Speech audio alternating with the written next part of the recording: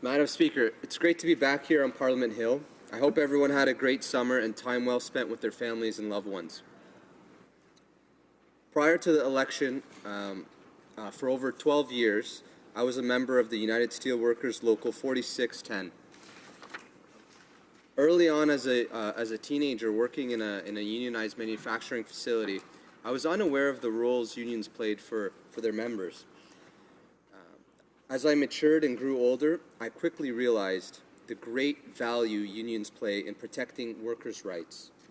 Today, I am proud to rise in this chamber to talk about the roles of unions in the country and how Bill C-4 will reinstate a fair and balanced federal labour policy. Unions are a fundamental element of Canada's social-economic fabric and a core of our middle class.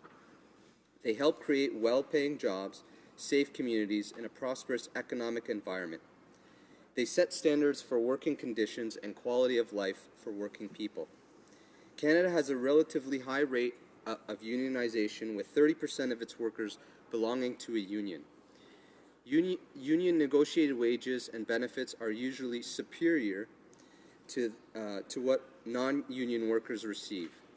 Higher wages foster a thriving middle class. Higher wages mean more money spent in our consumer-driven economy. Higher wages mean a healthier population. Unions have been a driving force for economic equality and social rights in Canada, including pay equity for women, safer workplaces, and better pensions for retirement. These advantages are not restricted to union members. Indeed, Madam Speaker, when unions raise the bar, they raise it for every worker in Canada. The 5-day work week, minimum wages, maternity and parental leave, vacation pay, and protection from discrimination, we owe them to the actions of unions. In my personal experience, when I worked in non-union environments and union environments, and just to elaborate just on safety, I remember working in a unionized environment, and the thoroughness of safety, the orientation that they gave me around safety was that superior of no other workplace that I've worked in before. I've worked in other non-unionized places, and there was a lot of training around safety, but unionized places ensured the safety of their workers to the highest level that I've seen.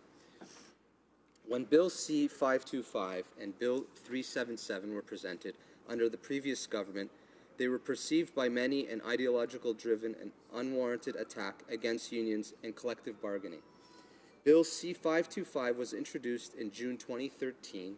The provisions contained in the bill are designed to make it harder for unions to be certified. It was proposed and enacted without consultation and relevant stakeholders, and for that, the number of labor organizations and employers expressed their oppositions to the bill. Bill 377 was also introduced under the provisional previous government. It was called unconstitutional by 7 provinces and was opposed by a significant number of unions, police associations, and federal privacy commissioners, and the Canadian Bar Association.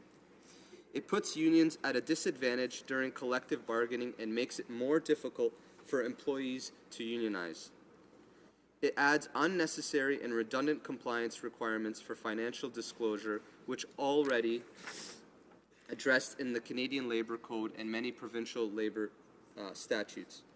Jerry Diaz, the president of Unifor Canada, Canada's largest private sector union, called it an attack on unions.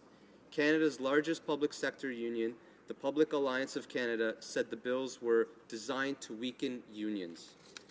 It is clear, Madam Speaker, that both bills are counterproductive to a fair and balanced relationship between workers and employees.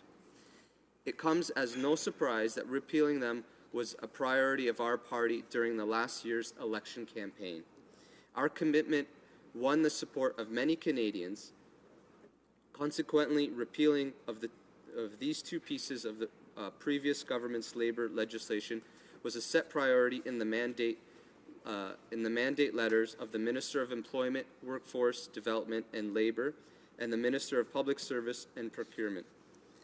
To honour our commitment, and in order to avoid excessive red tape while steps are being taken to repeal Bill 377, the Minister of National Revenue waived reporting requirements for labor organizations in December 2015 and 2016 fiscal periods.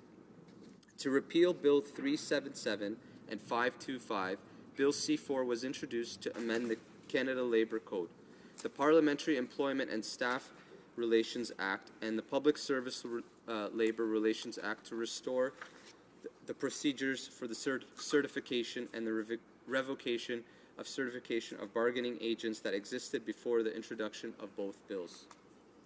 Bill C-4 was also amended the Income Tax Act to remove from all the Act that requirements that labor organization and labor trusts provide annually to the Minister of Revenue, particularly information returns containing specific figures that would be made available to the public.